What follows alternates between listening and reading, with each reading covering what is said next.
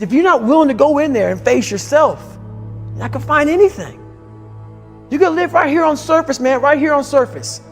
So if there is an ending to this world and there is somewhere to go and there's a judgment, you're gonna get there and you might see a chart.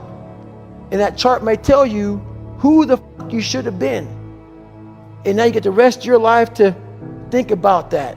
Man, I could have lived a much better life if I just would have just suffered a little bit more. If I just would have went in that and realized I had so much more. But fear and the 40% and living here versus living here, being afraid, stop me.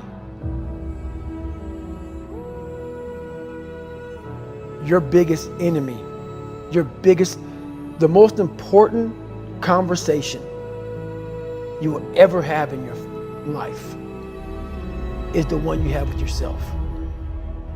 You wake up with it, you walk around with it, you go to bed with it.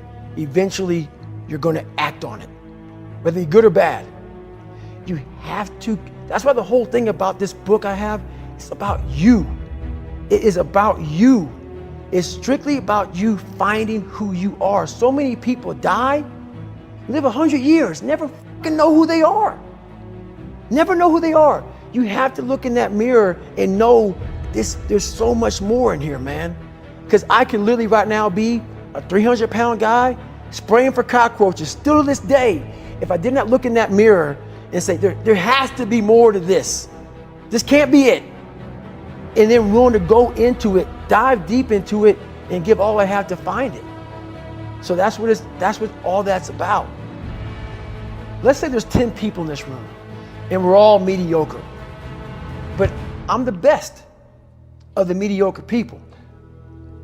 I now think I'm great. I'm great.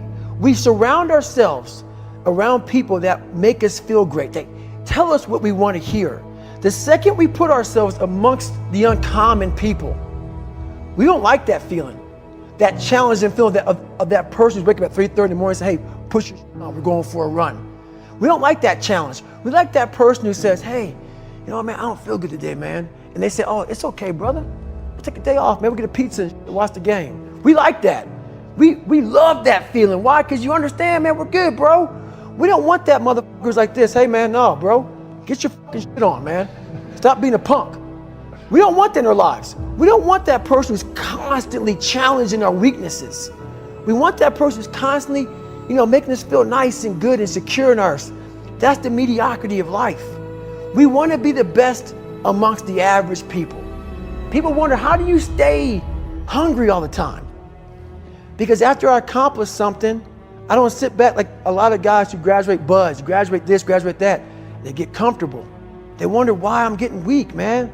I don't know, I lost my edge. What's going on? Because once you hit the top of the fucking mountain, guess what happened?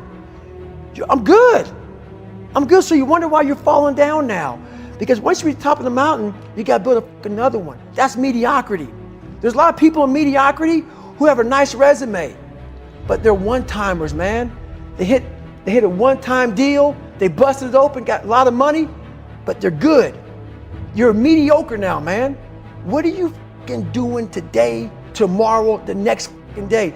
That's why I don't listen to theorists. I don't listen to all that bullshit. I listen to a motherfucker who's like this, man. What's wrong, man? I'm fucking tired, dude. Why are you tired? Because tomorrow, I gotta do the fucking shit again, man. Whatever the shit is that made me fucking nauseous and sick tomorrow,